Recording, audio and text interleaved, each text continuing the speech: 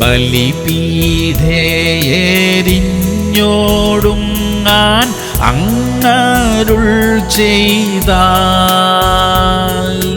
അതിനും തയ്യാർ യേശുവേ നിൻ നാമം ഉയരേണം.